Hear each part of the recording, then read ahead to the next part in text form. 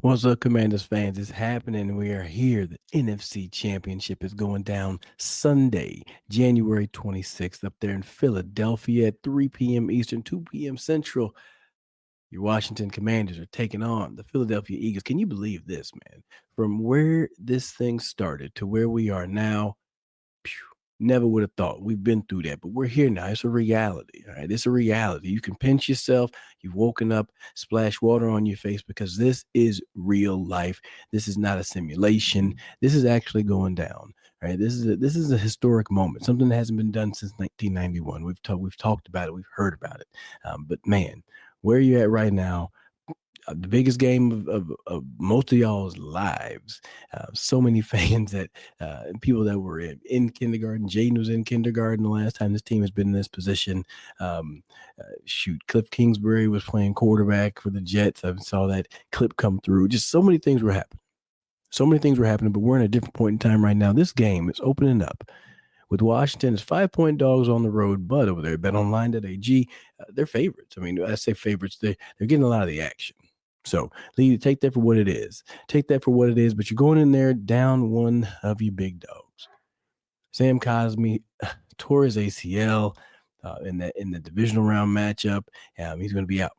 He's going to be out. So you're one of your most fiery, one of your best linemen.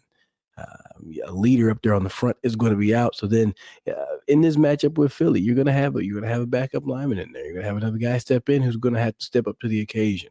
All right, but when you have Biadasz next to you, you got Andrew Wiley next to you. You got to think those two vets are going to help whoever's stepping in there in that fold to actually make some plays and be impactful because you're going to have a hell of a matchup. You got Jalen Carter. So Philadelphia and their defensive line, they're going to provide some troubles. Some struggles, sure. But it ain't nothing that you can't handle. It ain't nothing that you can't handle. Welcome into Believe in Commanders. Anthony Armstrong here, the original 1-3. And it's cold, y'all. It's cold down here in Texas. I'm talking like 22 degrees, something like that. It is frigid out here. That's why I am bundled up. Got my Commanders hoodie on. Got my Commanders beanie on with the poof ball at the top. Walking around here and people giving me crazy looks. And I realized, oh yeah, I got on all the burgundy and gold. You know what I mean? It's throwing people off a little bit. But then you get a few folks like, hey man, the Commanders playing good. They're playing pretty well. I'm like, I know. Check out the podcast. Like, comment, subscribe. It's on all your favorite streaming platforms. Shoot. Check out Believe in Commander. Stay up to date with all this thing. Let's look ahead at this matchup. All right. Like I said, over there at Bet Online, it's your number one source for all your sports betting. And you got, 5-point spread right now as it opens on Monday, the 20th of January. Over there at Bet Online, you got UFC, you got NBA, NHL, NCAA, March Madness is coming around. They always have really good contests there, free contests that you can get in. They even got some lifestyle type posts and polls and things that pop up over there for you. Casino games, horse racing, all esports, plenty of action over there at Bet Online. Use our code BELIEVE, BLEAV. Get that 50% welcome bonus if you're a new user, and check that thing out. But looking at just this initial matchup, as things roll out here, Jayden Daniels obviously leading the way, 3,500 yards, 25 touchdowns, 9 TDs, and 9 interceptions on the year. Hell of a season. 69% completion percentage up against Jalen Hurts. He's got 68.7% completion percentage, just under about 2,900 yards, 18 touchdowns, 5 interceptions. Rushing yard leader, Jayden leads it for us. JD5 leading the way, just under 900 yards and 6 touchdowns. Saquon Barkley over there, we know who he is. He had a hell of a day again against the Rams. Over 2,000 yards rushing, 345 carries, 13 tutties. A.J. Brown is their leading receiver, and he is an intellectual fellow on the sideline reading a book on the sideline and turn that sucker to an Amazon bestseller. I mean, can you imagine? Just wake up and you just notifications going crazy. What the hell going on? But hey, it's because the man's reading your book on the sideline, and then everybody went to hit Amazon. So that's a lovely thing. So congratulations to you. Congratulations to him for that. But A.J. Brown coming in with just under 1,100 yards, 7 touchdowns on the year. Very similar numbers to Terry McLaurin in regards to yards. Terry has 82 receptions, 13 touchdowns on the season. So those are your big dogs right there, stats wise.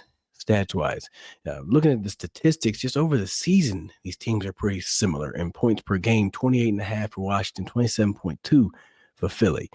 Total yards per game, Washington's just under 370 at 369.6, and then Philly's at 367.2, so very similar in that regard. Washington has the edge on passing, about 215 to 187, 188, but then Philly will have the edge on the rushing side, about 179 per game, 154 for Washington. Turnovers, 16 and 15, respectively. Washington has one more turnover, one additional turnover to Philly. Points allowed per game, Washington gives up 23, but Philly gives up 17.8. But hey, you know what? The good thing is that Washington has shown the propensity to be able to score some damn points as well. Right? So it doesn't always, work out where this always going to be so low. But Philly's got a good staunch defense. Total yards allowed per game. Washington has been pretty porous on defense, 326.9 compared to Philly's 278.4. Passing yards allowed, 190 to 174. Rushing yards, Washington been giving up the rushing yards, 137.5 to 104. Now, here's one statistic that I didn't realize. The sack department. Washington has 43 sacks compared to Philly's 41. So shout out to the Washington defense getting to the quarterback. I didn't even realize that was, all year we've, you naturally going to say, oh, Philly has a pass rush and they're able to get after the quarterback. And then, in Washington, we've been saying, man, we got to find somebody to get after the passer.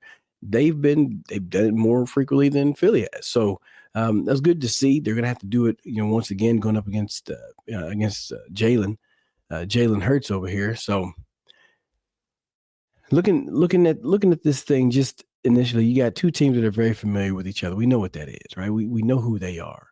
They know who we are. They're going to have a plan, right? But who's going to make the biggest play first, right? Who's going to make the play first without, oh no, it's going to be interesting because you're going to have to find some chink in the armor, some sort of way to maneuver your way to get a touchdown. There's going to be some new wrinkles that are going to have to be installed, right? There's going to be some self-scouting to find some areas of improvement that you can work on. Maybe you find something that, hey, this person's been running wide open, in these past concepts in the past few weeks. But I can tell you this much: one person that comes to mind that should have an impact on how this game is played is Dyami Brown. His emergence over the last 2 weeks has been a huge reason as to why this offense has been successful. Because you get somebody who is being extremely productive opposite Terry McLaurin. Terry is still going to get his attention. He's going to still get that. You're going to have to pay attention to him. But now the fact that you have Dyami over here, who's having a come out party in the playoffs, great time to show up. With him being able to do what he's doing by being a trusted source for catches and yards for Jayden, because JD's going to let the thing fly. If he likes that matchup, he's going to let it fly. And Cliff Kingsbury is doing a hell of a job mixing in the play types to get Jayden and getting Dyami rolling and best using his skill sets because he challenges them deep. All right, great catch, by the way, when the guy has his hand over his eyes. I mean, I'm like, that's a great catch. Here's the beautiful thing about that sidebar. Is that the trajectory of the ball is not going to change, especially at that point. So, he has to go off a feel. Ball hits his hands, naturally has a reaction to squeeze the ball to his chest and secure it to the ground. That's a hell of a catch, man. That's a hell of a catch. And to the one that was a drop, though, it was going to be tabbed as a drop. That was a better play by the DB to punch that ball out because that thing was securely in Dyami's hands, and he was just about to turn away and secure that thing, but it got punched out by that DB. So Dyami Brown, look for him to continue to make a play and continue to have a big push with this offense. Cool statistic here. Dyami Brown caught 6 of his 8 targets for 98 yards in the divisional round against the Lions, recording 80 of his yards on targets, 10 plus yards downfield. He has now totaled 50 or more yards on downfield targets in 3 of the last 4 games after doing so just once in his first 61 career games. So shout out to you for showing up now. Hey, hey, you here right on time, my man. Keep that thing up, keep that party rolling, keep that momentum going, and continue to build up because this thing is rocking and rolling, man. There's another cool stat just coming off of this game. The Commanders had gone 32 straight seasons without appearing in a conference championship game. That streak had been snapped on Sunday, and they are moving in to this game. Another statistic, Jayden Daniels completed 12 of 16 attempts against the Blitz for 191 yards and a touchdown in that divisional game. So knowing you're going up against Philly, they're going to try to create some pressure and some sort of confusion. How does Jayden continue to handle the blitz? That's going to be something to pay attention to. Who he throws that ball to is going to be something to pay attention to as well. Diami, doing your thing. I love it. Jayden, keep it up. And so, as we know, the last matchup between these two teams, it was Washington getting the W, 36-33. Over what was initially Jalen Hurts. He goes out early with a concussion, and then in comes Kenny Pickett, but then also 5 turnovers later, Washington comes up with the dub. So they're the last team to beat Philly. They're the last team to beat Philly. So Philly's going to come in with a little bit of a chip on their shoulder and say, hey, we want to, want some get back for that last one because we weren't at full strength. And so now, you got Washington coming in, they've got some momentum. They've won the divisional round. They won in the wild card round. They coming in here with, like everybody's saying, playing with house money. So it's like, I ain't got nothing to worry about. Let's just go out there and play ball, have fun. Anybody, anytime, any place. And that's what's going down there up in Philly. Right? So, I think I love the fact that these two teams are going to be so familiar because you're going to have another battle. You're going to have a shootout. I think that when you saw how Washington was able to handle last week, they were able to create turnovers and create some confusion for Jared Goff. We'd love to see that type of same, roll out this upcoming week because I think that when you had Marshawn and you were saying, hey, we're going to go lock up Mike Evans, and then that didn't work, and then you just made some adjustments and changes, and then how they were able to craft something different for this week against the Lions, having Jeremy Chin coming up with an interception late in the game, and then Quan Martin getting an interception and creating confusion in the back end from a unit that we've been saying, hey, has been it's a quote unquote weak point where you're trying to look to improve in the future. These guys are continuing to grow. And if they're able to create some turnovers, if they're able to get their hand on a football, you're going up against a 4-down team. The 2 punters in this game, you're there to hold extra points at right. I feel like because Philly is going to go for it on 4th down. They're looking to get into 4th and 1. They're looking. They're fine being in that spot because they're just going to call the tush push. They're going to sneak it forward. And then Washington's starting to build their little repertoire in that game as well. So it's gonna be some 4-down. It's gonna be 4-down football all up and down the field. Here's one thing that I was just noticed on Sunday: the weather. Look, if it's cold and snow, it's gonna be cold. So there's that. But if it's snowy, protect the football.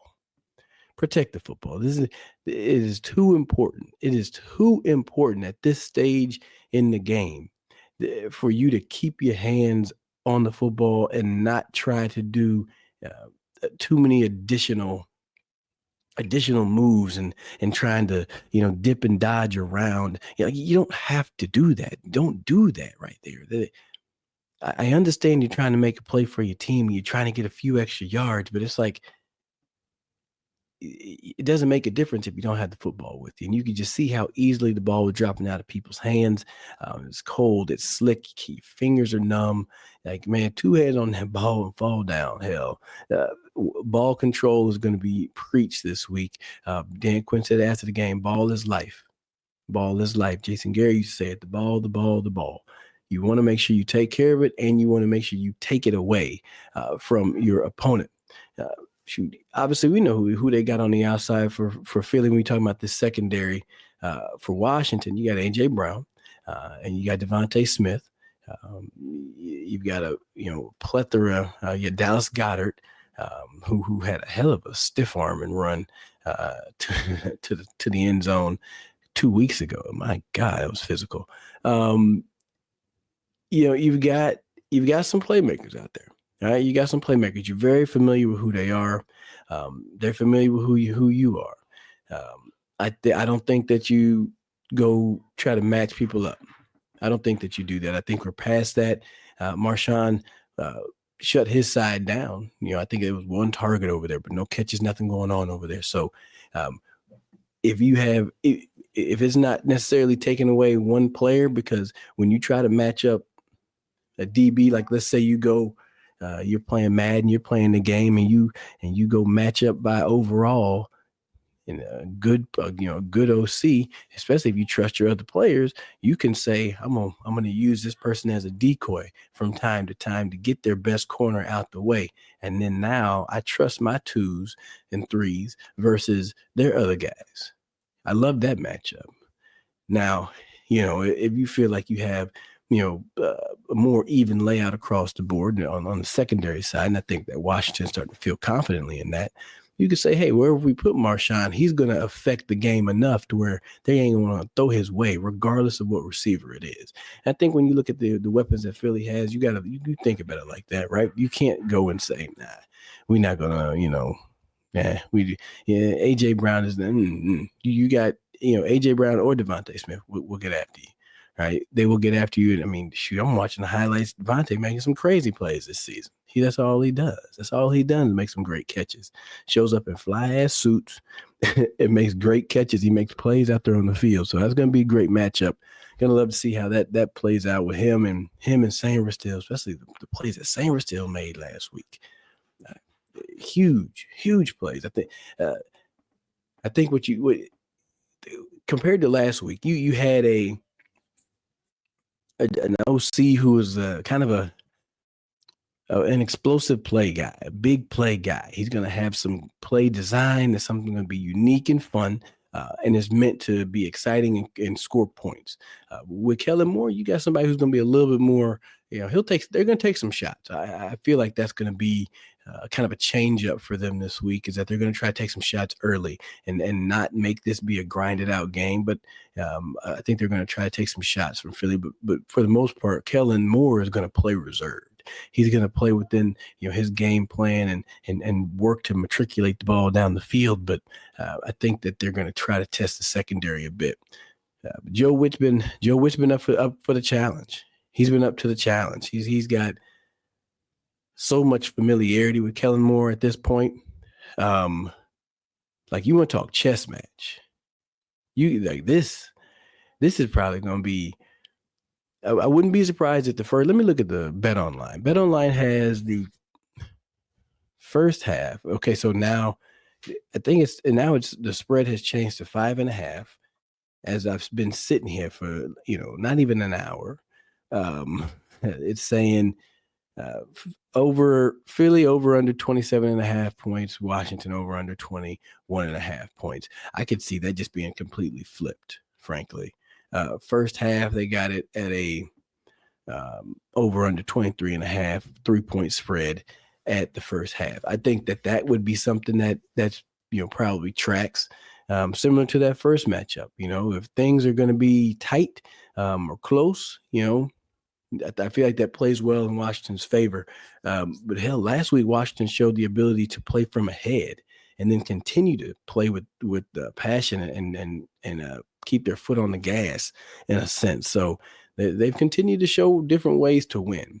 Now they're going to take this show on the road one more time on Sunday, 2 p.m. Central. It's going down. Where are you going to be at to watch the game? Drop it in the comment for me if you're on the YouTube page. If you are listening on your podcast, shoot me a tweet at Rated Armstrong, or maybe even at Believe Commanders, BLEAV Commanders. That's the show handle over there, and we'd love to see or hear. Well, if you got pictures of like where you like your game day stuff, send that on over there, man, because I've been hooting and hollering and screaming, running around in my jersey crew neck sweatshirt. Oh man, I've been having a hell of a time, following this team this season, man. I mean, I've been doing this podcast for the past 3 years, like I said, and there's been plenty of times where you start out the season 2-0 and you're like, hey man, this is gonna be it. This is something. And then you run off 13 straight L's, and then you're like, damn, this sucks. It sucks to get up here and have to, give a recap. Like, what am I recapping? We lost. Like, it sucked. But now, you got a team that is fiery. You got a team that's got heart. You got a team that is doing everything that you like would want a team to do. It's happening. You're like, oh, so snap. All right, because I remember just how cautiously optimistic everybody was throughout the season, man. I applaud y'all for that. I mean, just say, hey, man, we're just gonna keep showing up and keep cheering this team on, and y'all have done that as fans, and you deserve this right now. You deserve what you're getting. You deserve the success, and wishing you luck. Now let's flip this thing over to the offensive side briefly for these last couple of minutes before we get up out of here. Obviously, Jayden Daniels is going up there. He's gonna have one less dog up front, man. Sam Cosmi tore that ACL. And frankly, man, that was happening a lot. A lot of linemen getting rolled up on, and kind of standing by the pile type thing. So be careful, take care of yourself out there. But wishing the best to Sam. Hope surgery goes well, quick healing, getting back out on the field. As soon as possible, man. But so coming in, you're gonna have a backup guard, right? Don't think the moment's too big for you, man. It's football. It's just football. You get out there and make an impact, because you're still gonna have to find a way to generate some yards on the ground with the rushing attack. You're still gonna have to find a way to use that part of your game, to get 3-4 yards, maybe 5 yards a pop. I love the way that Brian Robinson was running last week. I appreciate that, big dog. I need more of that this week. And we need you to do that because you got one less dog up front. So you're going to have to make another man miss, right? What do they say? Bring your own blocker. It's going to be that type of vibe. Right? It's going to be that type of vibe. On the outside, you got Diami, you got Terry. I love the fact that you got somebody else that's stepping up, Robin to the Batman. These two guys, when you have a person that can stay on the field consistently and stretch the field vertically, it helps open other things up. Now, as you're starting to see, Zach Ertz is getting a little bit more action on the inside, so he's going to get a couple matchups there. I will expect to see some chips on Nolan Smith, seeing Austin Eckler nudge his way out, Jeremy McNichols work his way out, giving a little shoulder to those defensive ends because you don't want them running free reign. All right, I can say beautiful things that this offensive line, Jayden Daniels, and the play caller, Cliff Kingsbury, have done a great job at keeping the sack totals down, right? He can get up and out of the pocket with the best of them. Play callers get the ball out of the hands quickly. And the offensive line, they've held it down. They've held it down. I'm sure there's going to be a few hits that happen out here in this game, but that's just a part of it. It's just a part of it. I'm loving what Zach Ertz is bringing right now to this team. All right. Strong hands, consistent target, somebody that Jayden can rely on in the red zone. And it's been every veteran having key moments and they're coming up in clutch situation when you need it. And you're seeing this thing just come to fruition slowly but surely. So Zach Ertz is having a big play as well. All in all, man, it comes down to details. And I was actually looking at some tape, and I went back. I'll do this in another episode where we'll dig into it deeper. But I remember Dan Quinn specifically at the start of training camp. It was day 2 of training camp, matter of fact. They went back and I listened to it. He was saying that they were going through game situations and they're starting in the red zone. And every single day they're going to go through game situations and they're going to work these things so that they can get more reps at it. Now, why does this make a lot of sense and why is this important now? Because this team has been in more situational football than any other team I've ever seen. And they've handled them.